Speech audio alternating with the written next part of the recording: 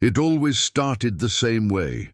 A tingle in the fingertips, a rush of heat climbing the neck, then tightness, like an invisible rope pulling around the chest. No warning, no build-up, just the sudden, brutal moment when everything in the world felt unsafe. They could be anywhere, a grocery aisle, a traffic light, brushing their teeth. And then it would hit. Their heart would pound like it was trying to escape. Vision would blur. Hands would tremble. The voice inside would scream, "This is it. You're dying." But they weren't. And that made it worse. Because after the storm passed, they were left with shame, confusion, and fear of the next one. This wasn't anxiety anymore. This was war, every single day, and for a long time no one knew, because they got good at hiding it, smiling through it, apologizing for it. But something changed, not overnight, not magically. It began with one decision. I don't want to survive this anymore. I want to understand it. Each morning felt like waking into a trap, before their feet even touched the floor. A knot had already formed in their stomach, like their body knew something terrible was coming, even when nothing had happened yet. They weren't afraid of monsters. They were afraid of morning routines, brushing their teeth, choosing clothes, locking the door. Any one of these could trigger it, and so the world became a map of potential threats. The bus ride to work wasn't just a commute, it was a moving box of glass. If a panic attack hit, there was no escape. The walls of their office weren't just walls. They were places to collapse in silence, to disappear without drawing attention. Even a phone call felt like too much. Because what if their voice shook again? They'd lost count of the number of times they made up excuses. "I'm not feeling well. Must be something I ate. Didn't sleep much last night." But it wasn't the food or sleep. It was the constant pulsing dread that lived just beneath their skin. Crowds became unbearable. Silence became terrifying. Even joy felt suspicious, like a setup for the next crash. The worst part wasn't the panic itself. It was the waiting. Every hour became a countdown to the next attack, and in that waiting, they began to lose parts of themselves. The ability to concentrate, the desire to go out, the belief that they'd ever be normal again. And yet, no one saw it, because they laughed at the right moments, sent emails on time, showed up where they were supposed to. But inside, their world was cracking, and they were running out of glue. Before anxiety took over, life was full. Not perfect, but full. There was energy in their step, plans on their calendar, and laughter that didn't have to be forced. They were someone people came to for advice, calm, reliable, the one who always knew what to say. They liked helping others, even if they didn't always ask for help themselves. They had a job they were proud of, a few close friends, a morning routine that included actual breakfasts, not just quick coffee. They used to wake up early just to take walks, no purpose, just movement and breath and sky. Back then, stress was manageable. Deadlines came and went. Tough days were met with deep sleep and the knowledge that tomorrow would be better. There were dreams, big ones, of traveling, writing, building something meaningful, of becoming a version of themselves that would look back and say, "You did it. You really lived." They weren't fearless, but they weren't fragile either. They handled what came their way with grace, with humor. There was no storm they couldn't weather until the storms stopped coming from outside and started brewing from within. It didn't happen all at once, but slowly they began to cancel plans, avoid calls, make excuses. Their world got quieter, but not in a peaceful way, in a trapped way. And that version of them, the one who danced in the kitchen and laughed until they cried, started to fade. What they didn't know then was that they hadn't disappeared.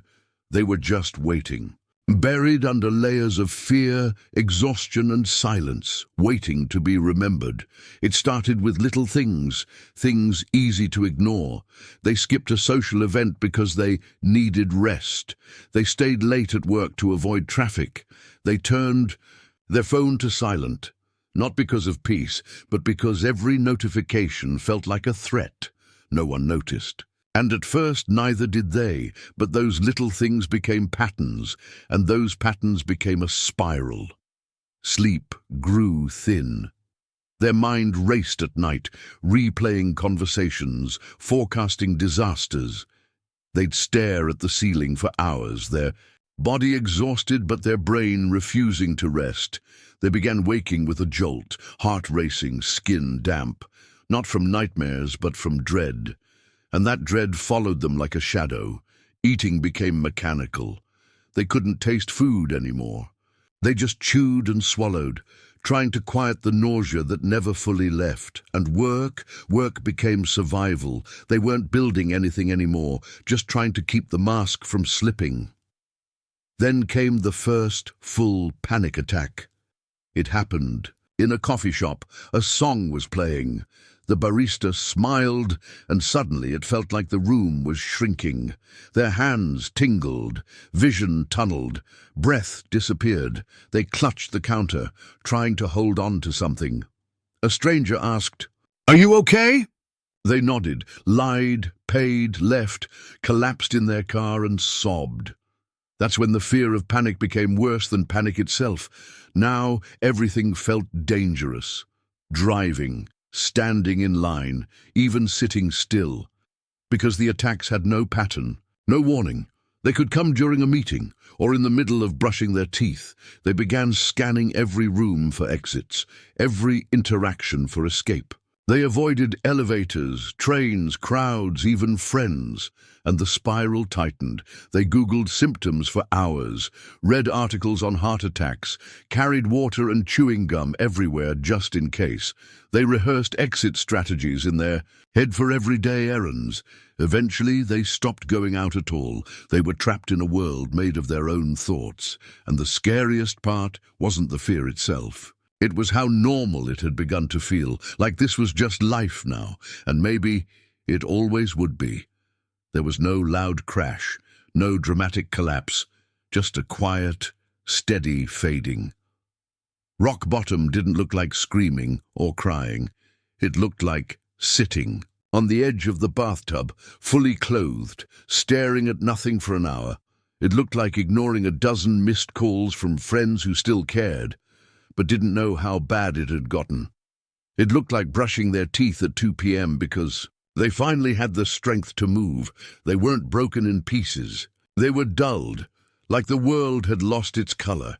Everything became too much. Replying to a message, getting dressed, eating, even thinking felt like dragging a heavy chain through mud. The scariest part? They stopped wanting things to get better. Not because they didn't care, but because they were tired of hoping, tired of trying things that didn't work, tired of explaining what they didn't understand themselves, tired of feeling like a burden. So they chose silence, stopped asking for help, stopped answering the question, "How are you?" Because honesty took too much energy and lying took even more. They existed, woke up, went through motions, lay down again. Days blurred, nights stretched, time passed, but healing didn't. And no one knew, because they still showed up when needed, still smiled in pictures, still said, "I'm okay."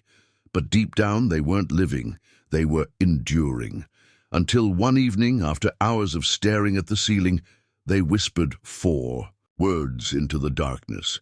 "I need something else." Not attention, not pity, just something different. They didn't know what healing would look like, but they knew what this was, and they couldn't stay here any longer. That whisper didn't change everything, but it cracked the silence.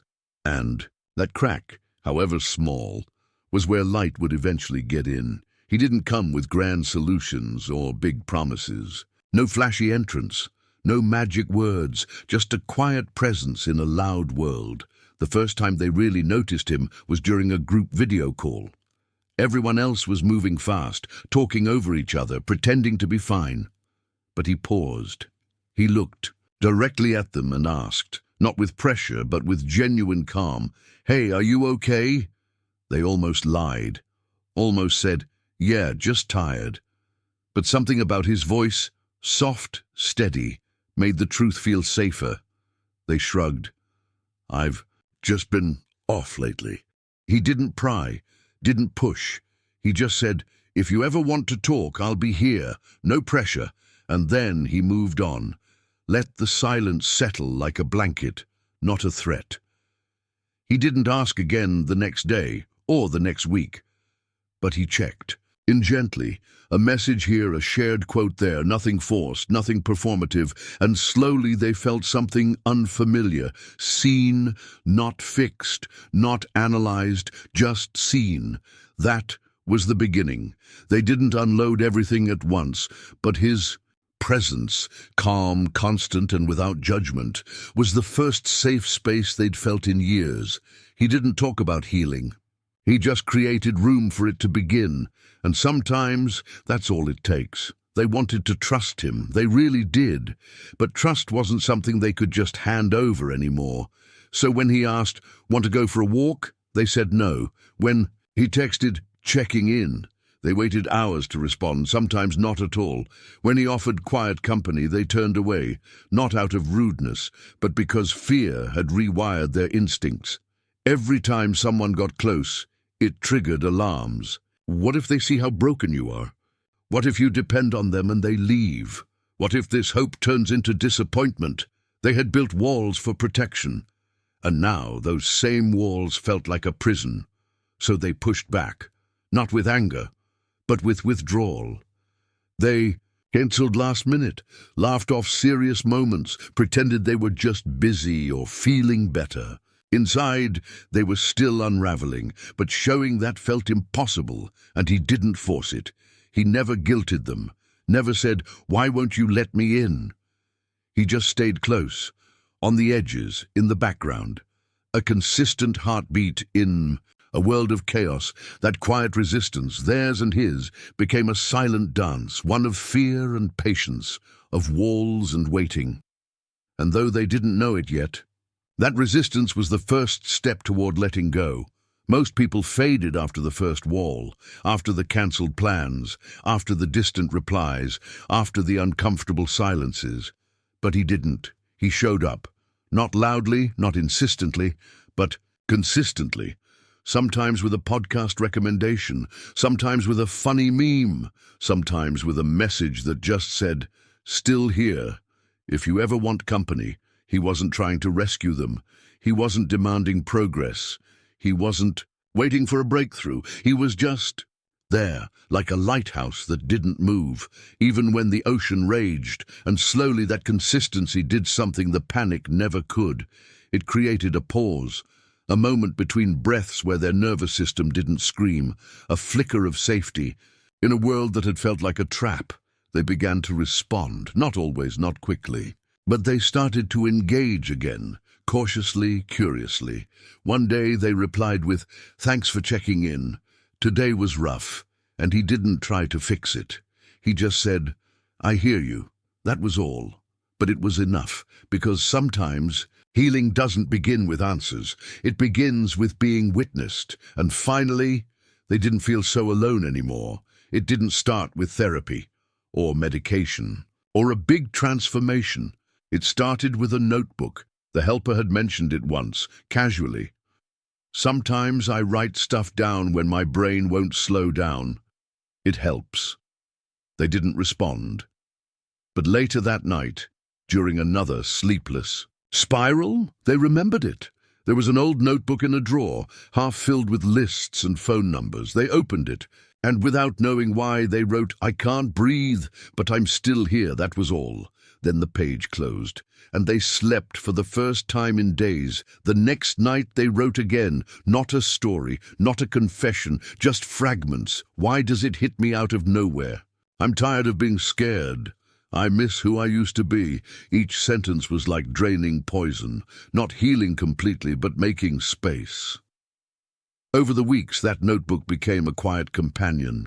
It didn't judge, it didn't rush, it just received. They wrote before panic attacks, after them, during them, when they could. Sometimes it was just one word. Enough. Other times, pages spilled from them like water breaking through a dam. There was no format, no pressure, just expression, just release. Eventually, they started adding small questions at the bottom of each entry. What did I survive today? What helped, even a little? What can I forgive myself for right now? These weren't solutions, but they were anchors. They began to notice patterns. That caffeine made things worse, that certain songs calmed them down, that tight spaces were triggers, unless they had control. Awareness grew, and with awareness came the first sense of power. The tool didn't fix them, it didn't erase panic, but it gave them a voice when everything else tried to take it away. And that voice? It was theirs. For the first time in years, they were beginning to hear themselves again.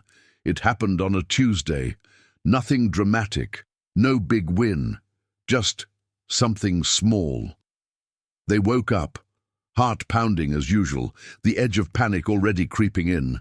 But instead of spiraling, they reached for the notebook. They didn't even think about it. Their hand just moved and they wrote, "This fear is not forever." The panic didn't vanish, but it didn't take over either. They sat with it, breathed through it, and slowly it passed. That was the shift. Not the absence of anxiety, but the ability to move through it without drowning. Later that morning, they made breakfast, not because they were hungry, but because their body deserved something kind. They played soft music, opened a window, let air and light into the room, and for the first time in what felt like forever, they noticed the color of the sky. Blue. Really, deeply blue. That moment stuck with them, not because it was huge, but because it was real, and real had been missing. For so long, they didn't announce it, didn't call anyone, didn't even write it down, but inside something shifted. They realized they weren't broken, they were healing, quietly, tiny breath by tiny breath. It happened during a quiet walk. The sun was setting, the world around them was soft, muted orange. Skies, long shadows, the sound of leaves beneath their steps. They weren't talking about anything deep, just little things, music, food, old TV shows. Then he paused. They looked over, sensing the shift in his tone, and he said, "You know, I used to wake up at 2 a.m. every night, heart racing, certain I was going to die." Their breath caught, not because it was dramatic, but because it was familiar. He kept walking, hands in his pockets, voice even. "It started after my dad passed. I didn't know it was anxiety. I thought I was just weak. I'd go to work exhausted, fake smiles, and wonder if I was losing my mind." They didn't say anything, but he didn't need a response. I tried hiding it, tried fighting it, but it only got worse. Until one night, I ended up in the ER. Thought it was a heart attack. They nodded. Slowly, eyes stinging, they knew that exact feeling. They told me I was fine, sent me home, but I wasn't fine. I was afraid and ashamed. He glanced over. It took me a long time to stop blaming myself, to realize this wasn't about weakness, that healing wasn't something I had to earn, just something I had to allow. For the first time, they saw the cracks in his armor, not as flaws, but as windows. He wasn't just someone who helped, he was someone who knew, someone who had been there, sat in the same darkness, and somehow found a way out. That night they wrote, "He understands. He's not trying to fix me. He's walking with me." That changed everything, because now this wasn't just a story of suffering. It was a shared journey, one with footsteps beside theirs. Recovery didn't arrive like a sunrise. It arrived like fog lifting, slowly, softly, sometimes returning without warning. But still, it moved. They started noticing moments.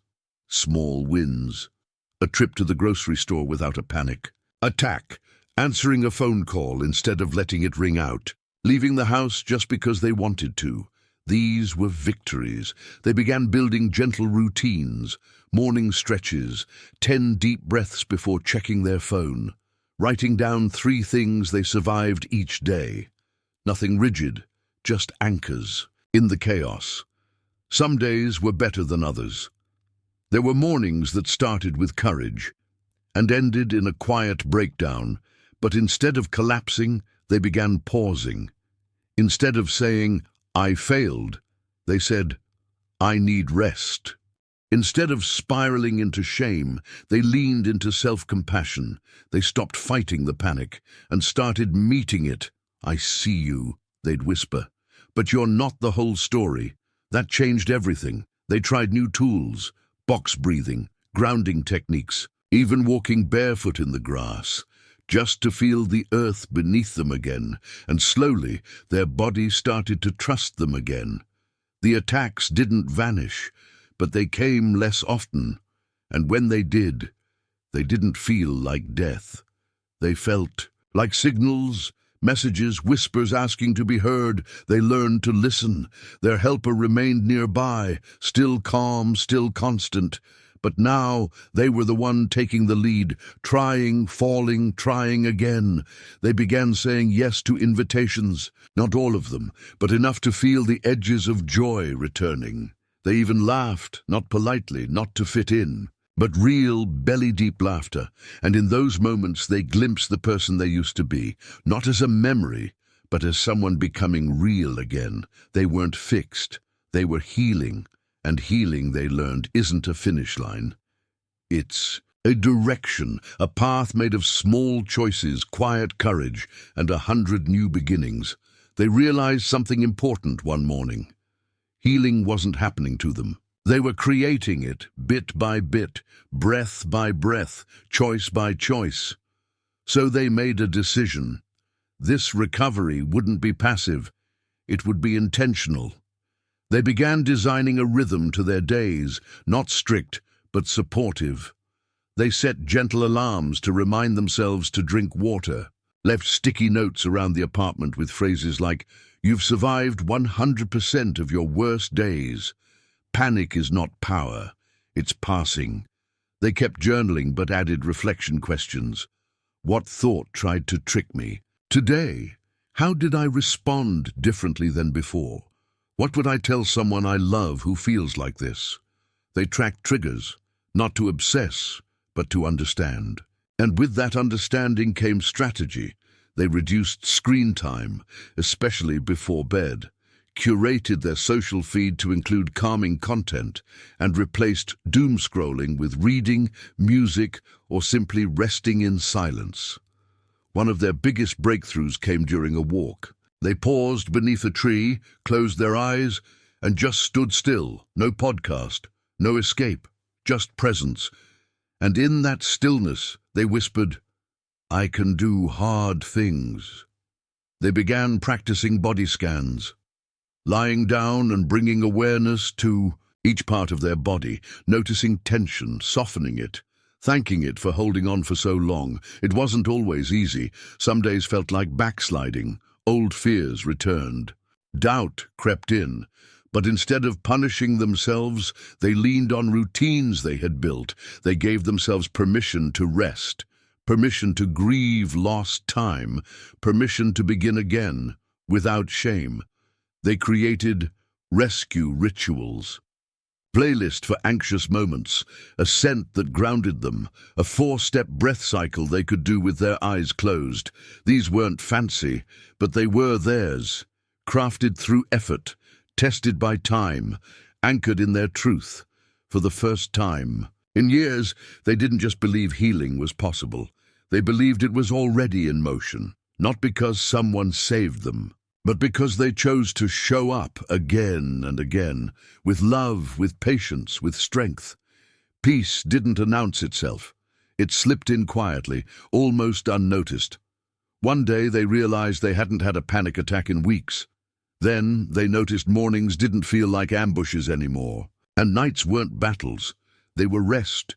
They could breathe without bracing, laugh without guilt, sit in silence without fear of what might surface. That old weight on their chest, it hadn't vanished, but it no longer ruled them. They'd made peace with its presence, acknowledged it without surrendering to it. They began to enjoy solitude, not because they were hiding, but because they felt safe with themselves, safe in their skin, safe in their thoughts. They returned to old passions, sketching, baking, late-night stargazing, each act a declaration, I'm still here, and I still matter. Their world wasn't perfect, but it was theirs again. Friends noticed the difference, not because they were suddenly happy, but because they were whole. They smiled more, listened deeper, spoke slower, not out of caution but from calm. They had become a quiet storm of resilience, gentle, grounded, and deeply rooted. Anxiety still visited sometimes, but now it felt like weather, not identity. It passed, and they remained, because they had done the hardest thing of all. They faced themselves and chose love over fear, presence over panic, hope over silence. If there was one lesson this journey had etched into their soul, it was this: healing isn't about erasing what happened. It's about remembering who you are beneath it. They learned that anxiety doesn't make you weak. It makes you human, tender, aware. They stopped chasing a version of themselves that never struggled and started honoring the version that kept showing up despite the struggle. They realized you don't need to be fearless to move forward. You just need to be willing to pause, willing to breathe, willing to believe, even when it hurts, that this moment is not the end of your story. Their past hadn't ruined them. It had revealed them, the quiet strength, the silent courage, the unwavering will to heal, even when no one was watching. In the mirror now, they don't see a broken person. They see someone brave enough to begin again, again, and again, and again. Because recovery isn't one decision, it's thousands, and they made them, one heartbeat at a time. They don't believe in quick fixes anymore, only quiet truths, earned through experience. If you're walking a similar path, here are a few gentle reflections they now carry. Healing whispers. Listen closely. It doesn't shout or demand. It often comes in the smallest moments. A slower breath, a calmer choice, a softer thought. You are not your anxiety. It lives with you, yes, but it is not you. It's a wave, and waves pass. You don't have to explain your pain to everyone. Some people won't understand. That's okay. Find the ones who sit beside you without needing to fix you. Your body is not the enemy. When it panics, it's protecting you. Speak to it like a frightened friend, not a broken machine. Progress is not linear, and that's not failure. Setbacks aren't proof that you're lost. They're part of the map. And one final thought: start small, stay soft, be proud. Even your smallest steps count. Even your quietest efforts matter. Even your survival on the hardest days is proof that you're already healing. You don't need permission to take care of yourself. You already have the right to peace, and if no one has told you lately, you're doing better than you think. They were never weak, never broken, never too far gone. They were simply surviving a storm no one else could see.